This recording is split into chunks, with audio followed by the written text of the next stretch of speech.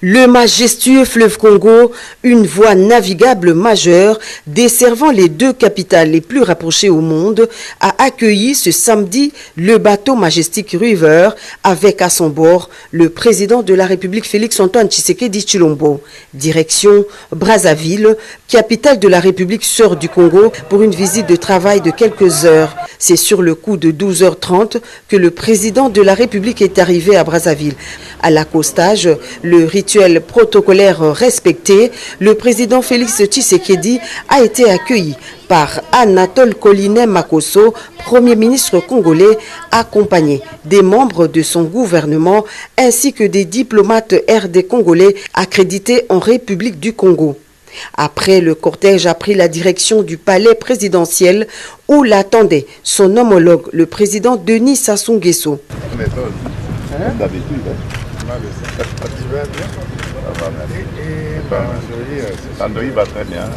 Quelques heures passées en aparté pour un huis clos au cours duquel les deux chefs d'État ont procédé à un large échange de vues sur les questions d'intérêt commun.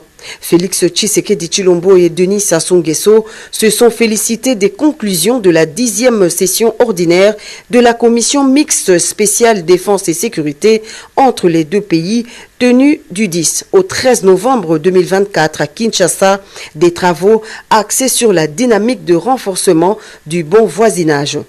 Pendant ces 4 heures de tête-à-tête, les deux chefs d'État ont également abordé la situation qui prévaut à l'est de la République démocratique du Congo, avec un accent particulier sur l'état du processus de Luanda.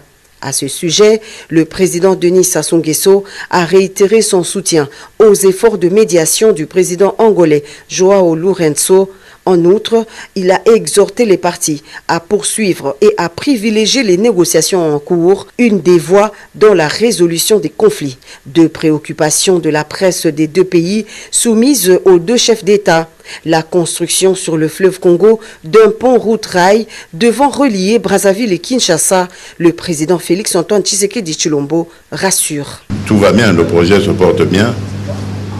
J'ai eu le temps de m'en enquérir auprès du ministre concerné, Jean-Jacques Bouya, qui m'a mis à la page. Et donc, si tout va bien, le 15 janvier, il y aura une grande réunion à Kinshasa qui sera destinée à harmoniser le régime fiscal et douanier pour pouvoir se mettre d'accord sur les principes et pouvoir enfin démarrer. La question sur le crédit carbone est une stratégie commune à adopter afin de scruter les possibilités pour que les deux Congos, qui partagent en commun la forêt du bassin du Congo, puissent bénéficier des dividendes liés au crédit carbone.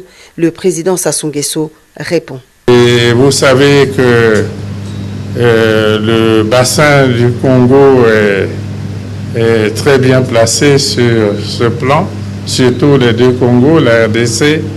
Il y a les plus grandes forêts et les tourbières, et le Congo, puis Brazzaville aussi, qui a sa part de forêt et de tourbières. Et il s'agit là des richesses très importantes pour l'Afrique.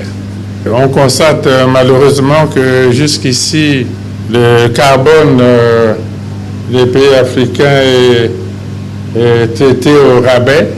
Nous croyons que le moment est venu pour que les peuples qui protègent ces écosystèmes, surtout les écosystèmes forestiers et les autres richesses, surtout les forêts, les peuples qui les protègent pour le bien de l'humanité, et nous pensons qu'en contrepartie, ils devaient en tirer des résultats substantiels pour leur développement.